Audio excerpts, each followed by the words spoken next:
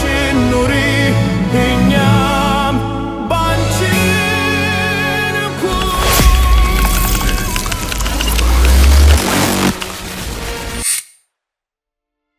ሰላም ሰላም ሰላም። ሩቅ የነበረው ነገ ዛሬ እጃችን ላይ ነው። አቤኔዘር ነኝ። ይህ የእሁድ AI ቶክ ነው።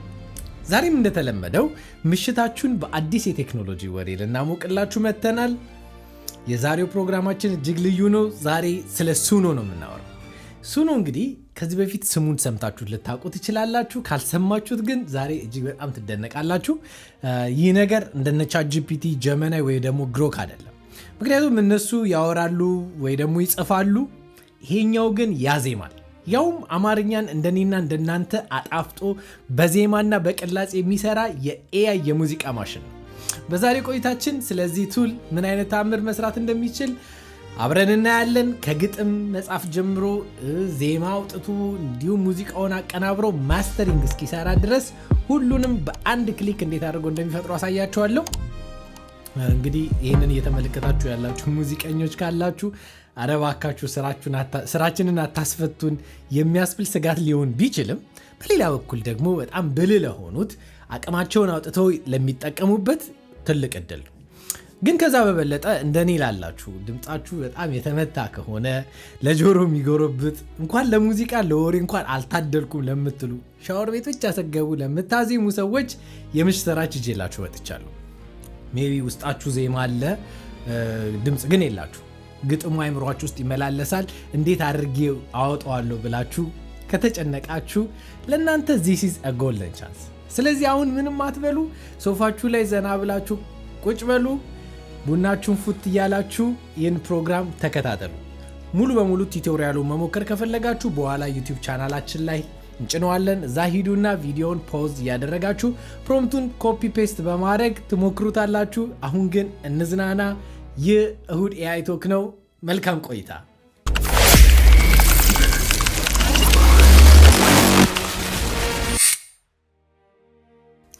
የዚህን ነገር ፍጥነት እንድትረዱት እስቲ ወደኋላ 18 ወራትን ልመልሳችሁና ኤፕሪል 2024 ላይ ምን ተፈጠረ? ሱኖ ቨርዥን 3 ተለቀቀ። ይህ ነገር ቀልድ ነበር። ሰዎች የዛ ሰዓት ላይ ምን ይሰሩበት ነበር መሰላችሁ? ድመት በኦፔራ ስትጨፍር ወይ ደግሞ አንዳንድ ሰዎች በሙዚቃ የ30 ሰከንድ ቀልድ ነገር ለጓደኞቻቸው ለመላክ። በዛ ሰዓት ላይ እንግዲህ ከቲክቶክ ያለፈ ነገር ይሄ ነገር አይሰራም ተብሎ ተስቆ ነበር የታለፈው። ዲሴምበር 2024 ላይ ግን ቨርዥን 4 ወጣ።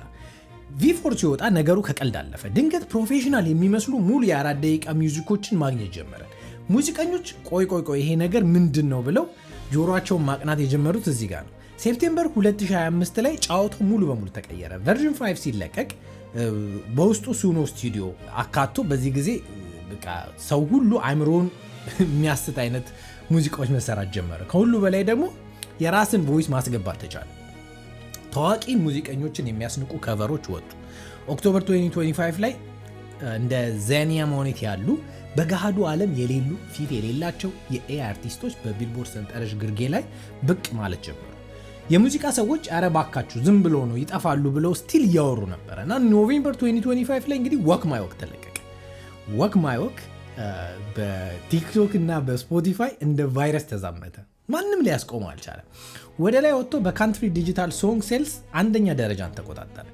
ኖቬምበር 15 2025 ሳምንት ላይ በአሜሪካ በይፋት በብዛት የተሸጠ የካንትሪ ዲጂታል ዘፈን ሆነ እና አሁን ሱኖ ስንት ዋጋ እንዳለው ታውቃላችሁ? $2 ቢሊዮን በላይ።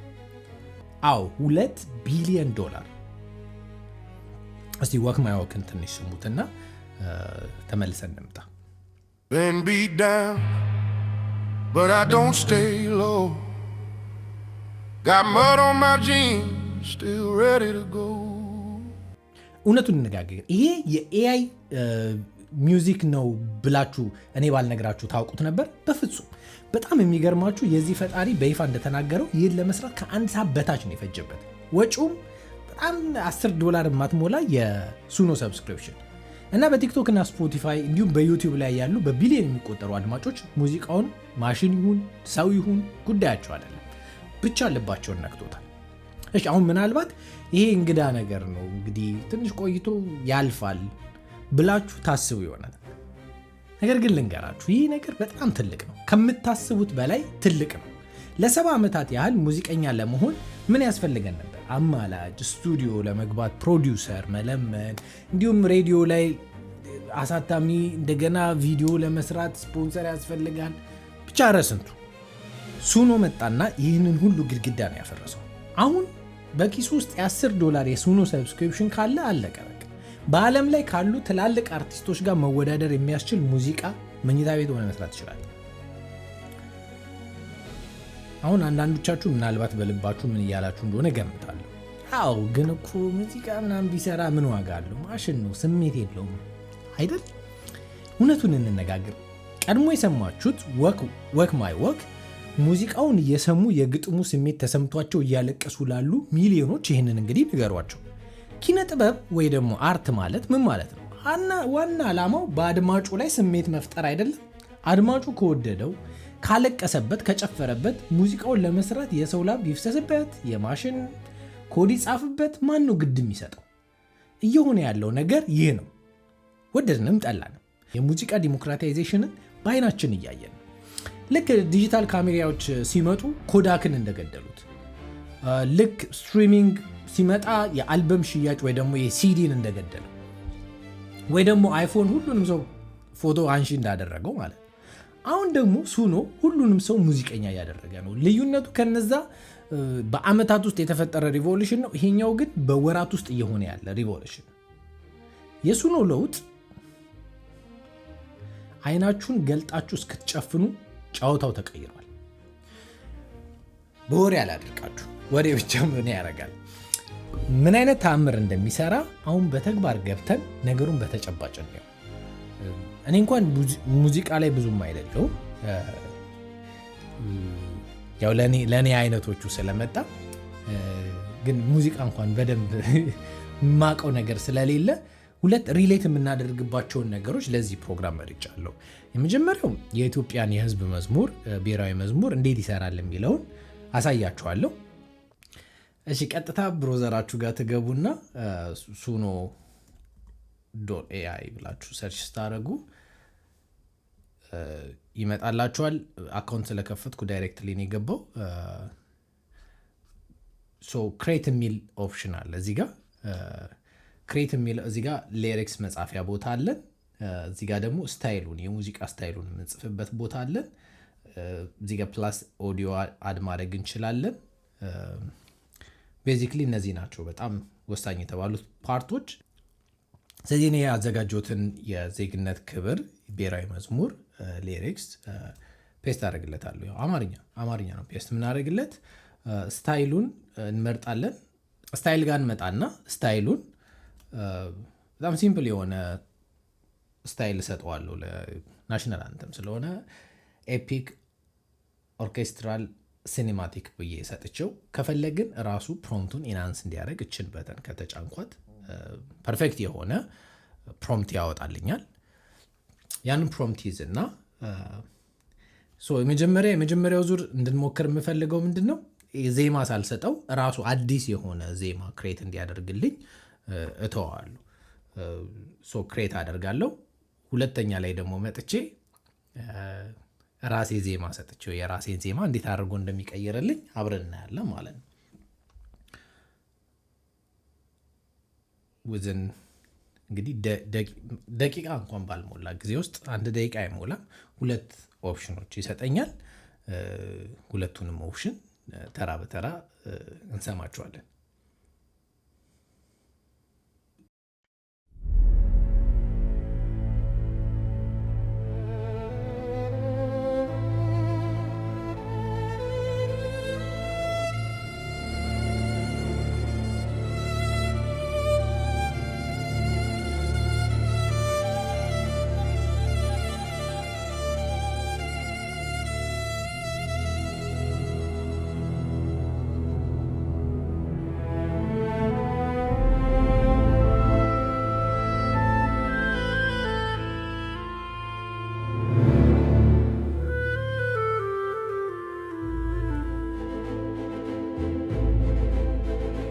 የዜግነት ክብር በኢትዮጵያችን ጸንቶ የሕዝባዊነት ዳር እስከ ዳር በርቶ ለሰላም ለፍትህ ለሕዝቦች ነፃነት በእኩልነት በፍቅር ቆመናል በአንድነት መሰረተ ጽኑ ሰብናን ያልሻርር ሕዝቦች ነን ለሥራ በሥራ የኖርን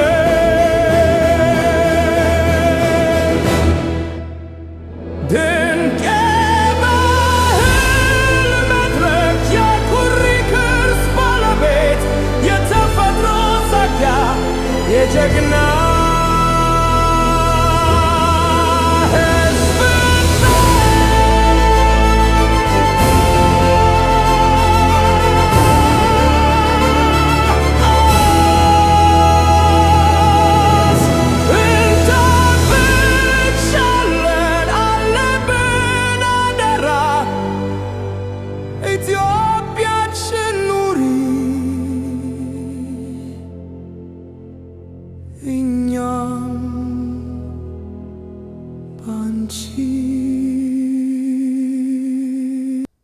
በጣም የሚገርመው ፓርት ምንድን ነው? ይሄ አሁን ራሱ ነው ሙዚቃውን የሚሰራው። ዜማ ምናምን አልሰጠ ነው። ያው በፕሮምፕት ነው የነገር ነው ዜማውን ሙዚቃውን እንዲሰራ። ግን ምን አይነት ፊቸር አለው እሱ ነው ኦዲዮ አፕሎድ ሪካርድ ኦር ቹዝ ፍሮም ላይብራሪ የሚል ኦፕሽን አለው እና ያንን አፕሎድ ወይ ደግሞ ሪካርድ ማድረግ እንችላለን ሳውንዱን እና ለምሳሌ ሪካርድ እናድርግ። አሁን የዜግነት ክብርን እኔ ባለኝ ዜማ ባለኝ ድምፅ ልስጠውና ያንን ራሱን ዜማውን ጠብቆ ደግሞ እንዴት ይሰራል የሚለውን አብረን እኔ ሪካርድ የሚለውን እጫንና የዜግነት ክብር በኢትዮጵያችን ጸንቶ ታየ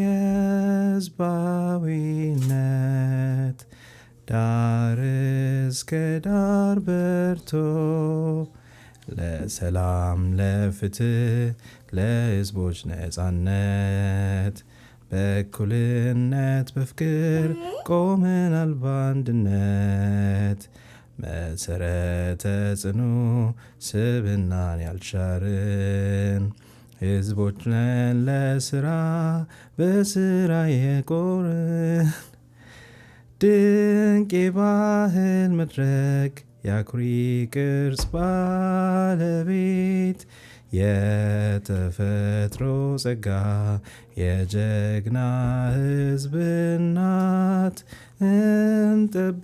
እንጠብቅሻለን አለብን አደራ ኢትዮጵያችን ኑሪ እኛስ ባንቺ ንኩራ። እሺ ሪከርድ አድርገን ከጨረስን በኋላ ሴቭ እናደርገዋለን። እንግዲህ እሱ ነው ሴቭ ያደርገዋል። ከዛ ሴቭ ካደረገው በኋላ እንግዲህ ከቨር መስራት እንችላለን።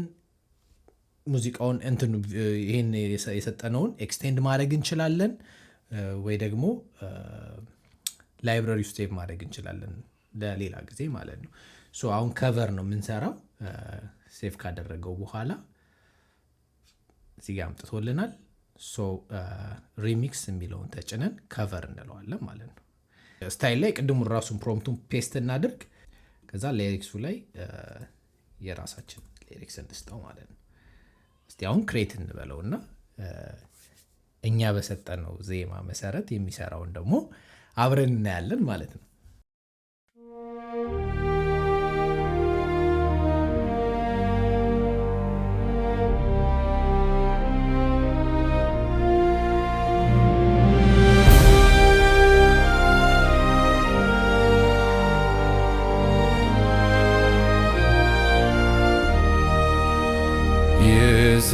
የዜግነት ክብር በኢትዮጵያችን ጸንቶ ታየ ሕዝባዊነት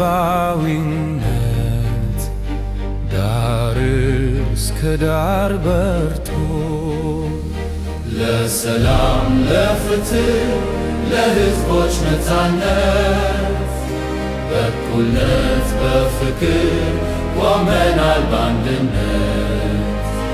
መሰረተ ጽኑ ሰብናን ያልሻርን ሕዝቦች ነን ለሥራ በሥራ የኖርን።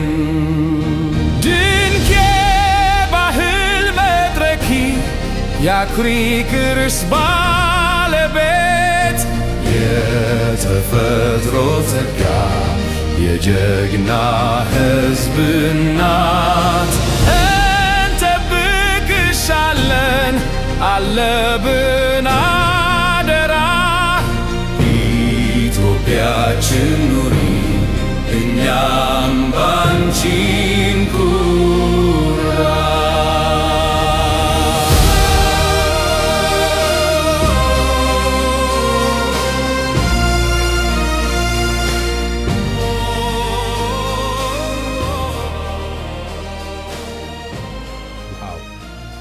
ሰማችሁት አይደል? ይህን ድራማቲክ የሆነ ሙዚቃ ለመስራት እኮ ድሮ የኦርኬስትራ ቡድን፣ ቫዮሊን ተጫዋች፣ ከበሮ ምንም አያስፈልግ ነገር አለ።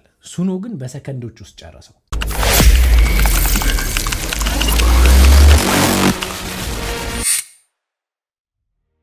ስለዚህ ምን ልል ነው? የሙዚቃ ኢንዱስትሪው በይፋ አክትሞለታል ማለት እንችላለን? መልሱ ቀላል ነው። አሁን በአሜሪካ ሀገር ቁጥር 1 የካንትሪ ዘፈን በሱኖ በመጠቀም የተሰራ ነው። ይህ ምንን ያሳያል? ሱኖና መሰል ቴክኖሎጂዎች ሙዚቃው ከየት መጣ ሳይሆን እንዴት ይሰማናል የሚለው ጉዳይ እንደሚያይል አረጋግጠዋል። ነገሮች ተቀያይረዋል። አሁን ክሬተር ለመሆን ስቱዲዮ መግባት አይጠበቅባችሁም። የሚያስፈልጋችሁ ጥሩ አይዲያ እና ጥሩ ፕሮምፕት ብቻ ነው። ለዛሬ ይዤላችሁ የቀረብኩት ፕሮግራም ይህንን ይመስል ነበር። ቅድም እንዳልኳችሁ የዚህን ቱል አጠቃቀም ዩቲዩብ ቻናላችን ላይ ለጥፌላችኋለሁ። እዛ ላይ ገብታችሁ ቪዲዮን ፖዝ እያደረጋችሁ እኔ የተጠቀምኩበትን ፕሮምፕት ኮፒ ፔስት እያደረጋችሁ የራሳችሁ ሙዚቃ ስሩ።